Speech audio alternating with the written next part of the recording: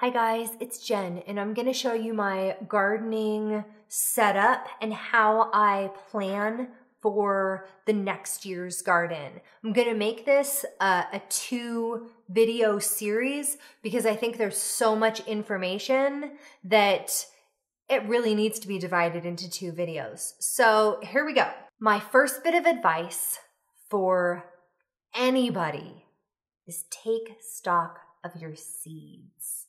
If you're a first-time gardener, then you can move right on to step 2. But really take stock of your seeds. See what you have before you even think about buying anything. Because you really want to use the seeds that you got the previous year. You know, you don't want to keep amassing seeds and then, oh, I'm using 2013 seeds when I have 2011 seeds, because your germination rate on those seeds is going to slowly decrease and you will have paid for those seeds and then they won't be viable in the future. So take stock of your seeds. Number 2, plan before you purchase anything, plan and measure out your garden space. Now, when I first started, I had 2 4x8 beds. So I have expanded drastically. Really, you need to know your square footage so you can accurately predict how many seed packets to buy and use up what you have from the year before. So underneath plan, I've got a couple steps, and they are: smaller is better. You can always buy from the farmer's market.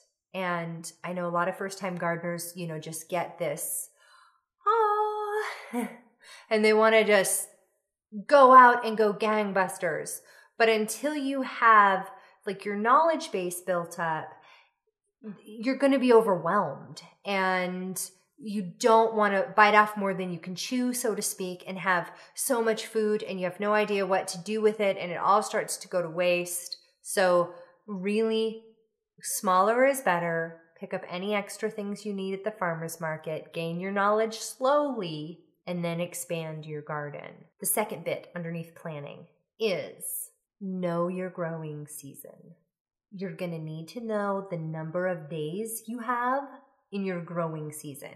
That will help you purchase seeds. It will help you when you plan things out so you know when you need to get those in the ground.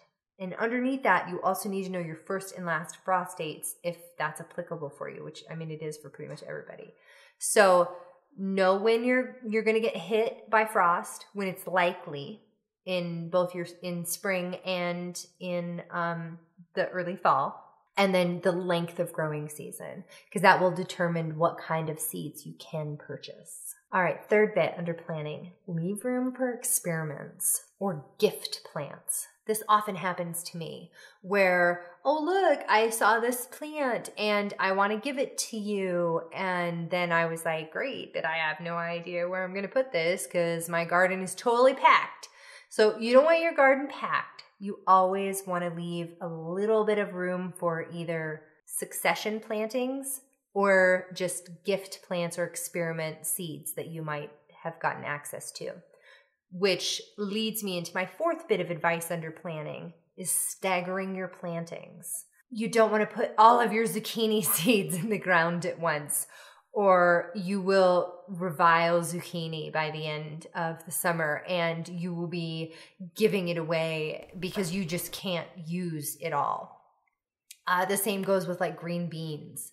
You need to really stagger your plantings. Average for me is about 10 to 15 days where I'll plant one set, wait about 10 to 15 days, and then get the other one in the ground.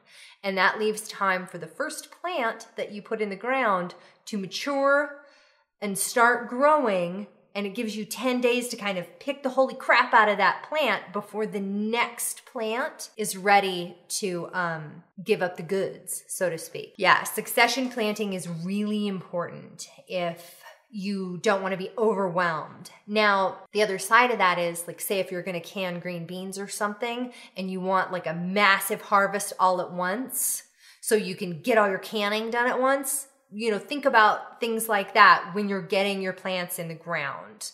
And those are some of the things that you really have to decide back in January.